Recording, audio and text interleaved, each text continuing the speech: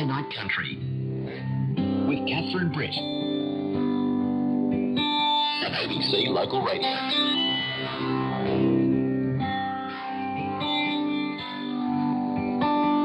Welcome back to the show. And now, it's time for this. Getting to know you better. Getting to know you better. Well, there may be some things you don't want to talk about, but I'll make you talk about them anyhow. Time for getting to know.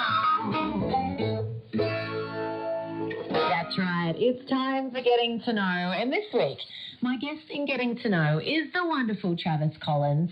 Now, joins me now in the Saturday Night Country Studios. Trav, welcome. Thanks for having me in. It's been I haven't been in a long time. Yeah, it's been a while. Yeah, thanks for having me in. Pleasure, mate. Well, it's good to have you here. We're going to get to know you a little bit better today.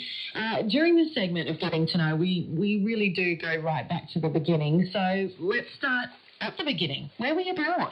I was born in Camden, just out of Campbelltown in southwest Sydney, so right. Little place, and that's all it was. It was a little place, and I think there was only 3 hospital maternity beds in there when I was born, and yeah. My mum tells me service, man. Yeah. All about the 3 people. That's good. Yeah, that's right. My mum told me since I was born that they actually demolished the old wing and then started again. I don't know. I take it personally. Yeah. So is that where you grew up, in Camden? Or? Yeah, I grew up around Campbelltown, Ingleburn, Macquarie Fields, Glenfield, just sort of all that area. Mm-hmm. We grew up in a little housing commission house in Macquarie Fields. Spent probably the first 17 years of my life there. Moved out on my own as soon as I could. Yeah. Dad and I used to bump heads a lot. Right. He was a musician as well. And many musicians. They always started out as jam sessions too. Really? Yeah. But I love him dearly. Yeah, so that was it. That was a really humble roots for me, and that's where country music really started to play a massive part of my life. Would you call that a country upbringing? Outskirts of Sydney? I wouldn't, but we lived right on the back of the military bush there, so right.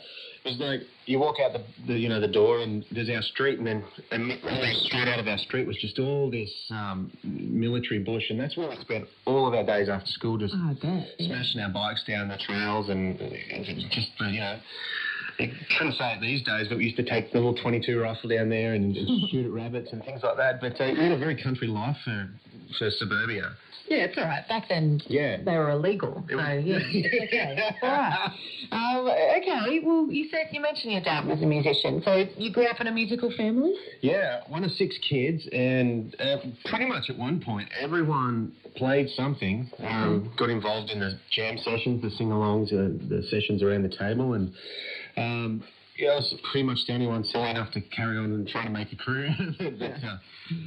Dad's influence on me musically was unparalleled by anyone, really, and he was into the really gritty stuff that stirred you up, and it was Cash and Waylon and a lot of those outlaws, the guys called the Outlaws, and still some of the best music around. But Mum had tastes more along Vince Gill, and she spread out to things like Rod Stewart and some of the guys that were pop or rock mainstream, but had that little hint of country to them. So I sort of got that from Mum, but the real love came from those guys like Waylon. So your dad's a musician as well, like he played and sang? He played and sang in a band called Branded Country. Okay. And they used to play around Sydney and the Central Table, and it was like Orange and Bathurst for a lot of years, and it was just that lifestyle of, on Friday afternoons or mornings, Dad would go on the road with the band, and I'd see him again on Monday. So this was something he did for a living? Yeah, he did for a living. Wow. Okay. Yeah. So no other job? Well, the music. Like a lot of us, he held down several different part-time jobs over the years, and from furniture removaling to pouring concrete. And 6 kids, I suppose, can get expensive. Yeah, gosh, absolutely. The music won't support that. Yeah, that's right. Oh God, no. Oh, that's fascinating. I didn't know that about you. That's really cool. Well, when did you discover your love of music? Do you think there was a defining moment for you that you just realised you just loved it? I sort of just found myself spending more and more time with Dad's guitar, and I was just probably about 8 or 9 years old, so it was quite large and hard to get my hands around it. But what was it? What kind of guitar? Oh, mate, I can't remember the name on it. It was just an old hunk of junk thing. But it had strings that were old enough to vote. My dad used to hang the cigarette out the end of the guitar too, so it had all the burns, and nice. It was just this old pile of crap. But it was enough to start a fire in me, and. We didn't have like Nintendos or anything like that, and I just remember sitting there and strumming chords, and sometimes not even before I knew chords, just strumming the strings and just hearing the sound and feeling it resonate the guitar, and I sort of just fell in love. And you fast forward a couple of years, and I had my own smaller 3/4 guitar, which was called a Skylark. Okay. Which is another $50 piece of crap. You played. You played. And, I took it to the streets and started busking, and then the rest is history from there. Okay, so when did you start playing and singing? I guess you said you picked it up and strummed and things like that. What age are we talking here? 9 or 10 years old. Okay. And because Dad was just so welcoming with it, he took me on stage quite a lot earlier than what other people would have. I only knew a couple of chords, and Dad was calling me out to play guitar in the band, and I'd learned a few songs, and I used to practice the same 3 or 4 songs. I'd go busking for a couple of hours, but I only knew 4 songs. They would know. I kept moving past. I'm only going to stop for a little bit. Do the same thing. Yeah. That was an incredible learning ground for that. And then from there, some guy walked past, and he was hosting a country music show at the local RSL club. And right. he gave me my first gig, which I did at age 11, and it was amazing. Did you get paid? Yeah, I did get paid. I got paid well for a 10-year-old kid. I think they gave me $100, which I know it's I'll still take the odd gig for $100 now. So God, that was pretty good. It was a lot to brag about when I was there. Totally. And how about songwriting? Was there an age that started happening for you? Did you ever start doodling at this early age? Yeah, I did. I started writing at about 14. And they were absolute nonsense. Right? Yeah. Your life skills up until that point consist of mum cooking you dinner and your dog Scruffy. So, as far as, there's not much to draw on. Not much content. No, that's right. So, I mean, I had songs about my dog and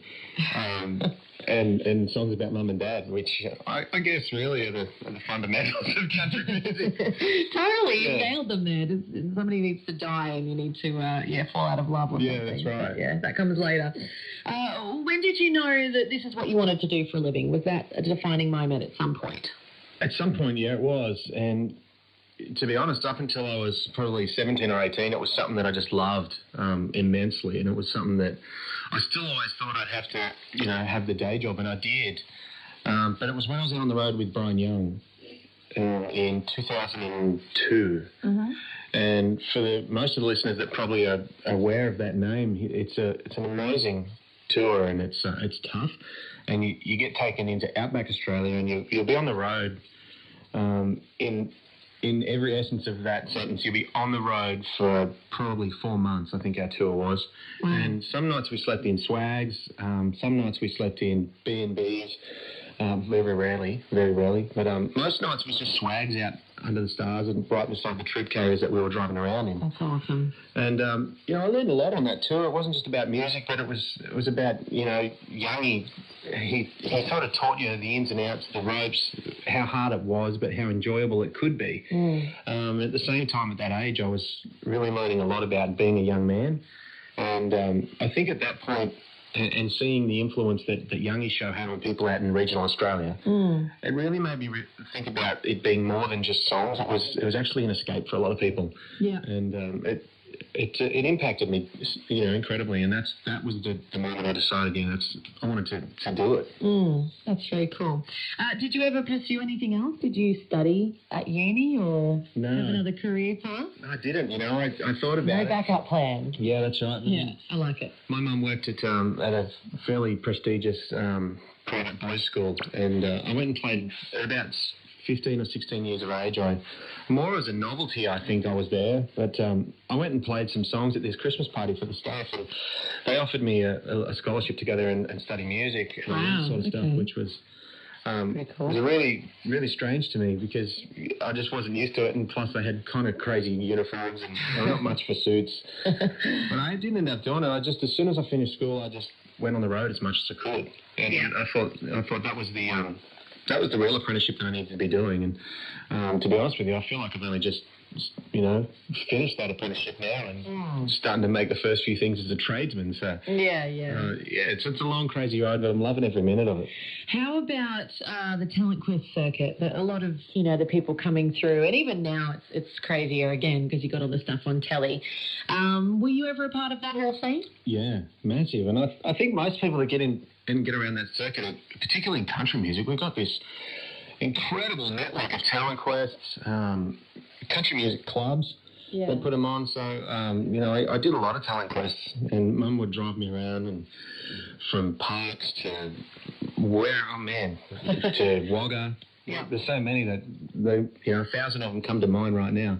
Did you win? Were you one of those kids that won? Not straight up. There was a lot of stiff competition. I don't know if you remember well enough, but I did come up once when I was about 15 to one called Steel City Country Music Festival, and got I was wiped across the floor by a young lady called Britt. Really? See, I never felt like I won any. I felt like I came second or third or fourth or whatever. I felt like I always lost. I think you killed it. You killed that one. I won some. Yeah. You did win that one. Yeah. For sure. Okay. There you go. Well, at 18 years of old, as you said, you went on the road with Brian Young to learn the ropes and really, I guess, do your apprenticeship of country music and delve into it and realise that this is what you wanted to do for a living. We're glad that that's what you wanted to do for a living. You've got your guitar here. Yeah. We'd love to hear a song before we get too far into it. What are you going to kick us off with? I'll tell you what, we've been talking about my roots in country music coming from Dad and his band of misfits and the jam sessions that we used to have under the carport. So this one's on the new album, and it's all about that, and it's called I Sing 'Cause I Love To, and it tells its own story, so I'll just fire into it.